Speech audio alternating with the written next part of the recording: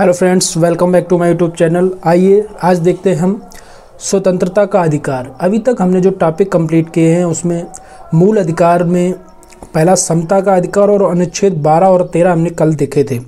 उसके आगे देखेंगे स्वतंत्रता का अधिकार, जो कि अनुच्छेद 19 से 22 है और इसमें कुल 4 अनुच्छेद हैं। स्वतंत्रता के अधिकार में 4 कौन से हैं? 19, 20, 21 और 22। तो अनुच्छेद 19 हम पहले देखेंगे। इसे हम हमेशा अनुच्छेद को 2 टुकड़ों में तोड़ के पढ़ेंगे। तो इसमें क्या है, अनुच्छेद 19 का जो पार्ट 1 है उसमें 6 प्रकार की स्वतंत्रताएं दे रखी हैं।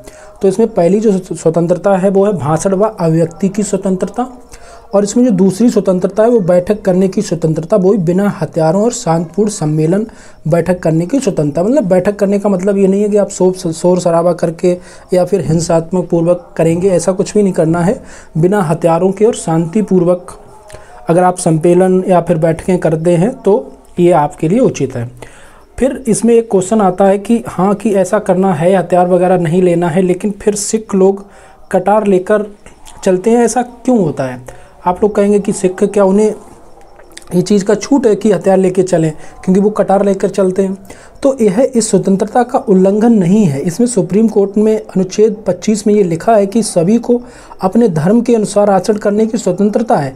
तो उनके धर्म में ये चीज़ है और वो किसी चीज़ का भी उल्लंघन भी नहीं करते, इसलिए वो अपना कटार और कृपाल लेके चलते हैं। तो इसलिए सिख धर्म में ये चीज़ लेके चलते हैं वो। और इसमें क्या है कि संगठन या संघ बनाने की स्वतंत्रता, जो इसमें तीसरा है वो संगठन या संघ आप बना सकते हो। घूमने फिरने की स्वतंत्रता है और कहीं पर भी रहने या बसने की स्वतंत्रता है। और एफ में क्या है, व्यापार करने की स्वतंत्रताएं। तो ये 6 प्रकार की स्वतंत्रताएं हैं। भाषण एवं अभिव्यक्ति की स्वतंत्रता, बैठक करने की स्वतंत्रता, संगठन या संघ बनाने की स्वतंत्रता, घूमने फिरने की स्वतंत्रता, कहीं पर भी रहने या बसने की स्वतंत्रता और व्यापार करने की स्वतंत्रता। तो ये 19 की जो धारा 1 है उसमें 6 प्रकार की स्वतंत्रताएं हैं, ये पूछी जाती हैं बाकायदा। तो अब मूल संविधान के अंतर्गत जो मूल संविधान था उसमें 7 प्रकार की स्वतंत्रताएं थीं, लेकिन वर्तमान में कितनी है? 6 प्रकार की स्वतंत्रता। लेकिन 44वें संविधान संशोधन द्वारा मोरारजी देसाई की सरकार में 1978 में संपत्ति की जो संपत्ति का जो प्रावधान था वो हटा दिया गया है। संपत्ति अर्जित करने की स्वतंत्रता थी तो उसे यहाँ से हटा दिया गया है। तो यहाँ पे भाषण एवं अभिव्यक्ति की स्वतंत्रता, तो इसमें क्या है, जो भाषण एवं अभिव्यक्ति की स्वतंत्रता है वो 19 की धारा 1 है। और इसमें क्या है, सूचना का अधिकार यहीं से परिभाषित होता है कि जो RTI आया था, राइट टू इन्फॉर्मेशन 2005 में, जो कि 12 अक्टूबर 2005 को लागू हुआ था। तो क्वेश्चन भी आता है कि सूचना का अधिकार कब लागू हुआ था? तो ये 12 अक्टूबर 2005 को लागू हुआ था।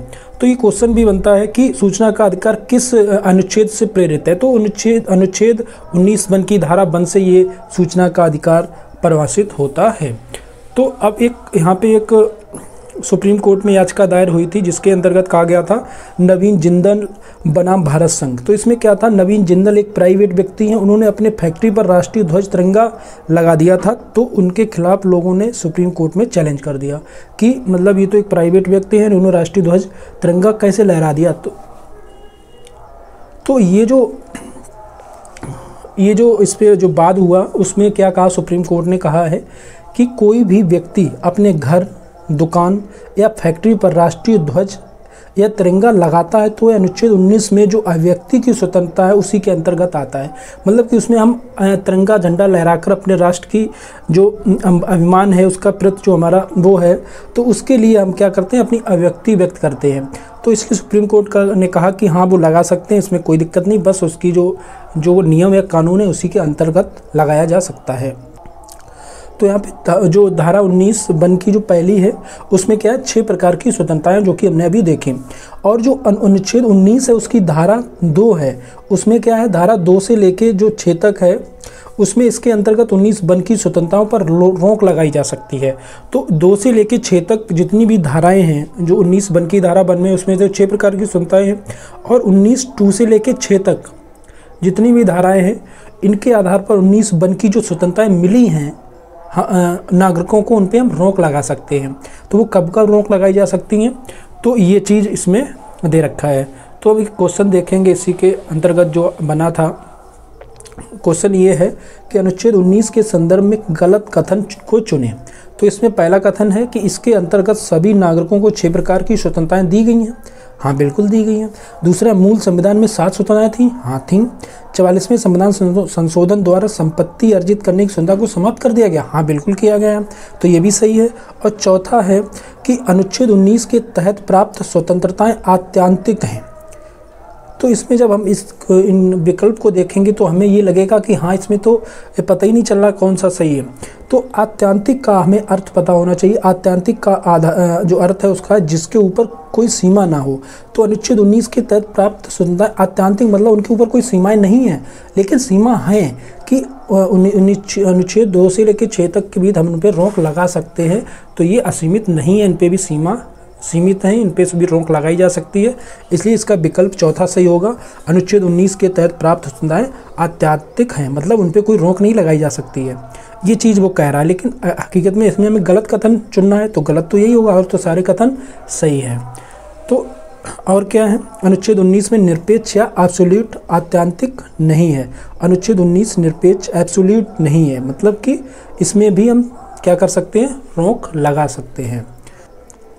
अब हम यहाँ पे देखेंगे कि वो कौन से आधार है जिनके आधार पर हम इन स्वतंत्रताओं पर रोक लगा सकते हैं।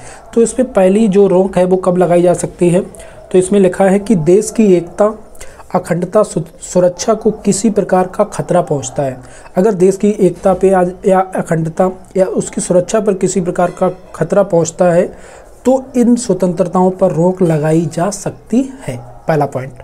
दूसरा पॉइंट ये है कि इन स्वतंत्रताओं की वजह से हमारे अन्य किसी देश के साथ संबंध खराब होता है। मतलब अगर किसी स्वतंत्रता के साथ किसी दूसरे देश के साथ अगर संबंध खराब होता है तब भी उस पर रोक लगाई जा सकती है। अपराधों में अगर वृद्धि हो जाए, अपराधों में वृद्धि होने पर। चौथा है लोक व्यवस्था को नुकसान पहुंचता है। अगर लोक व्यवस्था को नुकसान पहुंचेगा तो भी उस पर रोक लगाई जा सकती है। पाँचवा पॉइंट है न्यायपालिका की अवमानना होती है भी। अगर न्यायपालिका की अवमानना होगी तो भी इस पर रोक लगाई जा सकती है। अब बात करेंगे अनुच्छेद 20 की।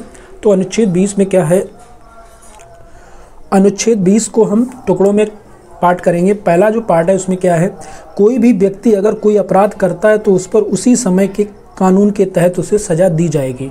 मतलब ये अपराधियों के संबंध में या फिर जो भी सज़ा काट रहे हैं उनके लिए ये अनुच्छेद बहुत इंपॉर्टेंट है। तो कोई भी व्यक्ति अगर कोई अपराध करता है, अगर मान लो उसने कोई आज की डेट में अपराध किया तो उसी समय का जो कानून के तहत जो सज़ा मिलती होगी वही सज़ा दी जाएगी। अगर मान लो कोई नया कानून अभी आ जाए और उसका जो अपराध है वो पहले से है तो इसका मतलब उसे पुरानी जो नियम है उसी के तहत सज़ा दी जाएगी। उसमें जो दूसरा पॉइंट है वो ये है, किसी व्यक्ति के अगर एक अपराध किया है तो उसे सज़ा भी एक ही दी जाएगी। ऐसा नहीं किसी व्यक्ति ने अपराध एक किया उसे आप बार बार दूसरी सज़ाएं दे रहे हो, ऐसा नहीं होगा। अर्थात किसी व्यक्ति को एक अपराध के लिए 2 सज़ा नहीं दी जा सकती है, ऐसा मूल अधिकार में है अनुच्छेद 20 में। और इसका जो तीसरा पार्ट है उसमें क्या है, किसी भी व्यक्ति को खुद के खिलाफ गवाही देने के लिए बाध्य नहीं किया जा सकता। मतलब आप उस पर प्रेशर नहीं डाल सकते हो, आप खुद के ही खिलाफ उसे अपने जो भी है अपने पक्ष में गवाही देने का पूरा अधिकार है। तो ये था अनुच्छेद 20।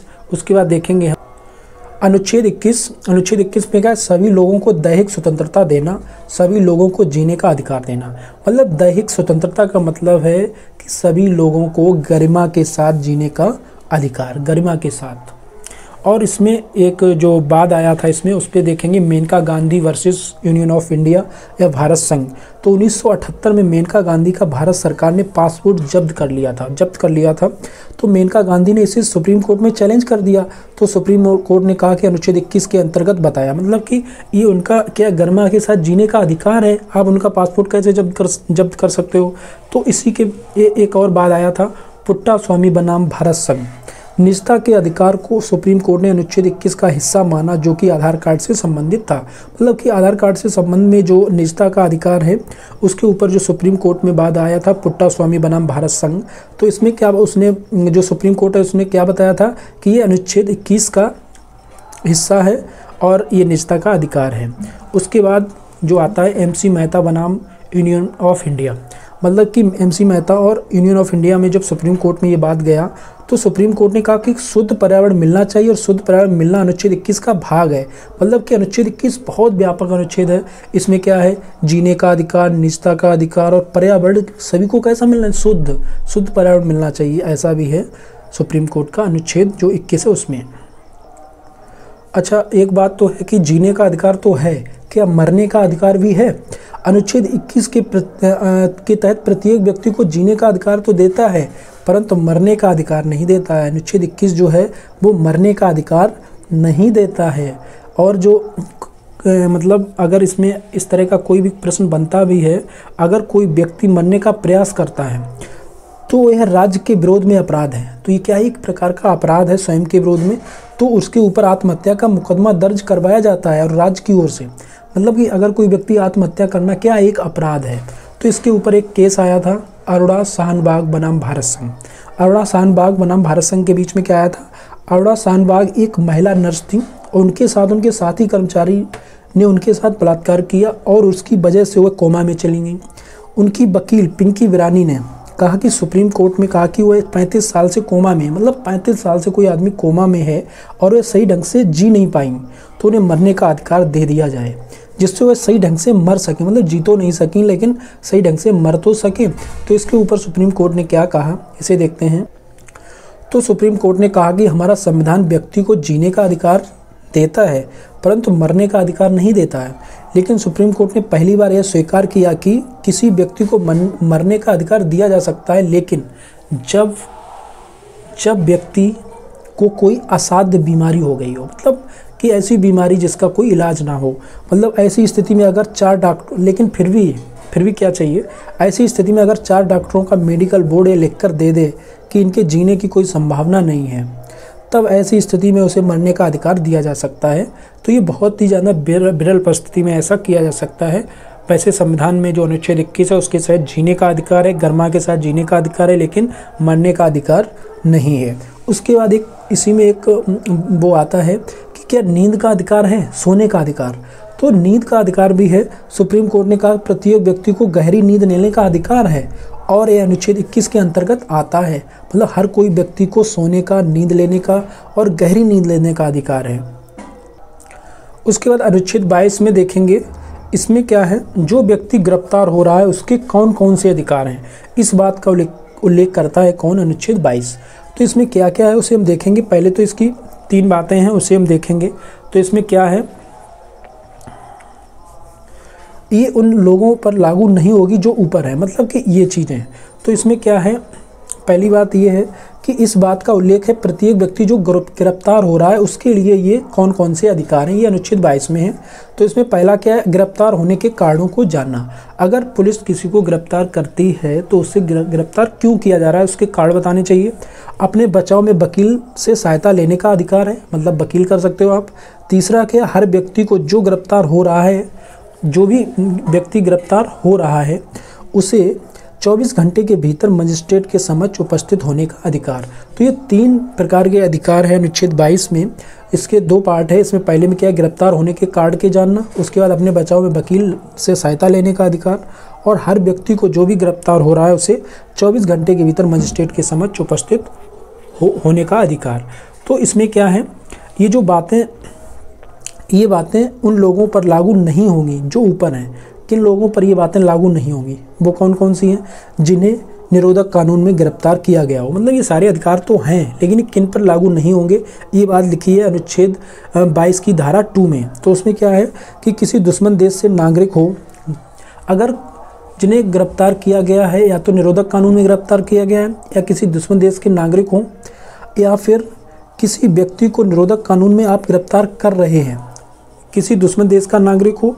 और मतलब ये तीसरा पॉइंट ही ऐसी में है कि यदि किसी व्यक्ति को निरोधक कानून में भी आप गिरफ्तार कर रहे हैं तो भी आप उसे गिरफ्तारी के कारण मत बताइए, फिर भी उसे 3 महीने से ज़्यादा नहीं रख सकते। अगर 3 महीने से ज़्यादा रखना हो तो एक कमेटी बनानी पड़ेगी, ऐसा लिखा है अनुच्छेद 22 में। तो कितना खूबसूरत है हमारा अनुच्छेद 22। तो अभी तक हमने स्वतंत्रता का अधिकार देखा जिसमें हमने अनुच्छेद 20, 21, 22 और 19 तो 19, 20, 21, 22 4 अनुच्छेद देखे थे जिसमें कि हमने स्वतंत्रताएं देखी थी। अब क्या है, इसी में एक और पार्ट था अनुच्छेद 21 से, जो कि 86वें संविधान संशोधन 2002 में जोड़ा गया था। 21 जो अनुच्छेद 21 है उसी में जोड़ा जाता है अगर कोई चीज़, तो वो कैपिटल ए में लिख दी जाती है उसी में। तो 6 से 14 वर्ष के सभी बच्चों को अनिवार्य एवं निःशुल्क शिक्षा दी जाएगी, ऐसा लिखा है अनुच्छेद 21 ए में। तो अभी तक हमने ये देखे थे स्वतंत्रता का अधिकार, जिसमें कि अनुच्छेद 19 से 22 है। अब हम आगे देखेंगे शोषण के विरुद्ध अधिकार, जो कि अगला मौलिक अधिकार है, शोषण के विरुद्ध अधिकार। तो इसमें कितने अनुच्छेद हैं? ये अनुच्छेद 23 से 24 तक है, मतलब इसमें 2 अनुच्छेद हैं, अनुच्छेद 23 और 24। ये हमारे मौलिक अधिकारों के अंतर्गत तीसरा मौलिक अधिकार है। अभी तक हमने 2 देखे थे, एक समता का अधिकार देखा था जो 14 से 18 था, और उसके बाद देखा था स्वतंत्रता का अधिकार 19 से 22। अब हम देखेंगे शोषण के विरुद्ध अधिकार, जो कि 19 से 24 तक है। तो अनुच्छेद 23 क्या कहता है? अनुच्छेद 23 में कि किसी भी व्यक्ति से आप बेगारी नहीं करा सकते, मतलब बेगार प्रथा पर रोक लगाई जाती है अनुच्छेद 23 के अंतर्गत। और इसका दूसरा पार्ट है वो है मानव व्यापार पर रोक, मानव को खरीदा या बेचा नहीं जा सकता, ऐसा लिखा अनुच्छेद 23 में कि आप मानव को खरीद या बेचने का जरिया नहीं बना सकते हो। मानव को खरीदने या बेचने की जो व्यवस्था है उसे हम कबूतरबाजी भी कहते हैं। तो मतलब कबूतरबाजी आप नहीं करोगे, मतलब कि कबूतरबाजी पर रोक है इस अनुच्छेद 23 में। फिर अनुच्छेद 24 में क्या है? अनुच्छेद 24 में है बाल श्रम पर रोक, मतलब कि 14 वर्ष से कम आयु के बच्चों से खतरनाक कार्यों को नहीं करवाया जाएगा, ऐसा अनुच्छेद 24 में। उसके बाद हम देखेंगे धार्मिक स्वतंत्रता का अधिकार, जो कि अनुच्छेद 25 से 28 तक है, और इसमें भी हम इसे कई पार्ट में बांट सकते हैं अनुच्छेद 25 को। इसमें क्या है, सभी नागरिकों को अपने अपने धर्म को मानने, उसका प्रचार प्रसार करने, धर्म में लिखी हुई बातों के अनुरूप आचरण करना, और अंतःकरण की स्वतंत्रता। मतलब ये धर्म से स्वतंत्र, जो धार्मिक स्वतंत्रता का अधिकार है, मतलब ये धर्म अपने अपने धर्म के अनुसार आदमी आचरण कर सकता है। तो ये सारी चीज़ें हैं इसमें। लेकिन एक चीज़ अभी जो अनुच्छेद 19 में हमने धारा 1 में बताई थी कि जो सिख लोग हैं वो कृपाण कंघा रखना ये चीज़ें रखते हैं, फिर उन पे ये शांतिपूर्वक जो मतलब ये जब किया जाता है तो उसमें ये लोग क्यों जाते हैं ऐसे करके। तो इसमें यही अनुच्छेद 25 का ही वो आधार है कि सिखों के धर्म में कृपाण केस कंघा रखना अनिवार्य है, उनके धर्म में ऐसा है, अतः ये अनुच्छेद 25 के अंतर्गत आता है, इसलिए उस पर हम रोक नहीं लगाते हैं। अनुच्छेद 19 में जो धारा 1 है, क्या ट्रिपल तलाक को अनुच्छेद 25 के अंतर्गत नहीं माना जा सकता है? सही माना जा सकता है, क्योंकि ट्रिपल तलाक में भी क्या है, तो ये भी धार्मिक है। तो इसमें यद्यप मुस्लिम धर्म में यह है परंतु यह सही नहीं है, अतः इसे उचित नहीं माना जा सकता है। तो इस प्रकार हम कह सकते हैं कि ट्रिपल तलाक भी तो सही है, क्योंकि उनके धर्म के अनुसार आचरण है ये। लेकिन क्या इस पर रोक लगाई गई? हाँ, लगाई गई। तो क्यों लगाई गई उसे हम देखेंगे, सुप्रीम कोर्ट ने इसमें क्या कहा। इसी प्रकार जैन धर्म में एक संथारा प्रथा है। इस प्रथा में जैनियों द्वारा अंतिम वर्षों में अन्न जल त्याग कर प्राण को त्याग दिया जाता है। कि जो जैन धर्म में जो संथारा प्रथा है उसमें क्या है, अन्न जल ये सब चीज़ें आदमी नहीं करता है और अपने आप अपने प्राणों को त्याग देता है। तो सुप्रीम कोर्ट ने इसे अनुच्छेद 25 के अंतर्गत धर्म का आचरण बोलकर सही माना है। मतलब इसे तो सही माना है, लेकिन ट्रिपल तलाक को सही नहीं माना है, क्योंकि वो थोड़ा सा जाना है उसमें चीज़ें, वो सारी सुप्रीम कोर्ट के जो वो है उसमें दिया है। उसके बाद हम देखेंगे अनुच्छेद 25, इन चारों स्वतंत्रताओं पर रोक लगाई जा सकती है इन 3 कंडीशन में, लोक व्यवस्था, सदाचार और स्वास्थ्य। मतलब इन चारों जो स्वतंत्रताएं हैं उनमें हम कब कब रोक लगा सकते हैं। तो राज्य धर्म परिवर्तन पर रोक लगा सकता है, इसके 2 आधार हैं, दबाव या लालच में। अगर आप धर्म परिवर्तन करवाओगे किसी को दबाव बनाकर या उसे लालच देकर, तो भी आप रोक लग जाएगी इस धार्मिक स्वतंत्रता पर। और दूसरा क्या है, हिंदू धर्म से संबंधित सभी स्थल जैसे मंदिर समाज के सभी वर्गों को लिए खुले रहेंगे। और इसमें क्या है, हिंदू का मतलब सिर्फ ये नहीं है कि आप हिंदू हो। हिंदू का मतलब बहुत बड़ा व्यापक है, जैनों से भी है, सिखों से भी है और बौद्ध से भी है। मतलब यहाँ हिंदू का जो मतलब है वो इन सभी वर्गों से है। उसके बाद अनुच्छेद 26 है, इसमें प्रत्येक व्यक्ति को 4 अधिकार दिए गए हैं। अनुच्छेद 26 में ये भी धार्मिक स्वतंत्रता का ही अधिकार है। तो इसमें क्या है, प्रत्येक व्यक्ति को अपने धर्म स्थल को स्थापित करने, उसका प्रबंधन करने, जंगम व स्थावर संपत्ति को अर्जित करने व प्रबंधन का अधिकार है। मतलब इसमें प्रत्येक व्यक्ति को अपने धार्मिक स्थल मतलब मंदिर या मस्जिद या जो भी उनका धार्मिक स्थल है उसे वो बना सकता है। इसकी भी 3 सीमाएं हैं, वो क्या क्या हैं? लोक व्यवस्था, सदाचार, स्वास्थ्य को नुकसान नहीं होना चाहिए। मतलब आप कुछ भी करो, धार्मिक स्थल बनाओ या जंगम या स्थावर संपत्ति अर्जित कोई भी काम करो, लेकिन इन चीज़ों में डिस्टर्ब नहीं होना चाहिए। लोक व्यवस्था, सदाचार, स्वास्थ्य, इसमें नुकसान नहीं होना चाहिए। और जो अनुच्छेद 27 है उसमें क्या है?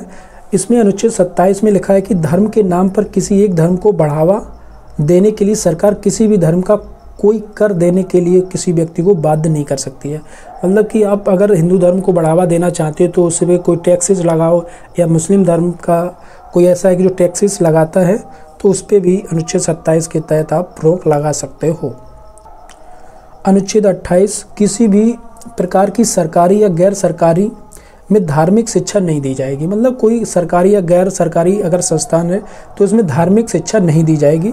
जैसे कि तमिलनाडु में वंदे भारत पर विवाद आया था कि धार्मिक, ये तो वंदे भारत ये एक धार्मिक चीज़ होगी, लेकिन यूपी में राष्ट्रगान मदरसों में विवाद, तो ये सब चीज़ें आई, लेकिन इस पर सुप्रीम कोर्ट ने बाकायदा दिया कि ये कोई किसी धर्म से रिलेटेड नहीं है, ये हमारी आज़ादी के समय के महत्वपूर्ण चीज़ें जिनसे हमारे राष्ट्र का जो वो है वो गौरव बढ़ता है, इसलिए ये सारी चीज़ें इन पे विवाद है, लेकिन ये ठीक नहीं है।